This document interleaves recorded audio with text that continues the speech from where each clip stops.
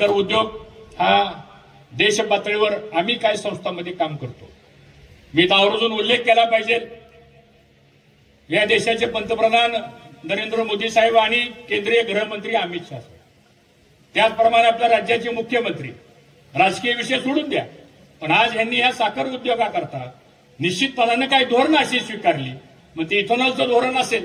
Income tax माफीचं धोरण असेल, एक्सपोर्टची policy असेल किंवा इन्शुरन्स स्कीम आणून 2-2 लाख कोटी रुपयाची कर्ज उभारणी 6% व्याजानं देण्याच्या संदर्भातलं काम असेल। आणि बघता बघता आज हा साखर उद्योग हा आता बायो सीएनजीच्या माध्यमातून पुढे येणार आहे, ग्रीन हायड्रोजनच्या माध्यमातून हा उद्योग पुढे येणार आहे आणि येणाऱ्या भविष्य काळामध्ये जगाला इथेनॉल पुरवठा करण्याचं काम, जगाला साखर पुरवठा करण्याचं काम आणि जगाला ब्राऊन शुगर, व्हाईट शुगर पुरवठा करण्याचं काम आज आपल्या देशामधून मित्रांनो होत आहे। हे सुद्धा ह्या निमित्तानं बोलणं गरजेचं आहे, कारण जी माणसं काम करतात, हे प्रस्ताव आम्ही केल्यानंतर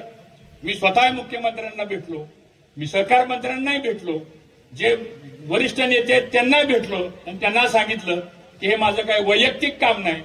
आमचा कारखाना अडचणीत आलेला आहे, आमचं आर्थिक संकट मोठं आहे,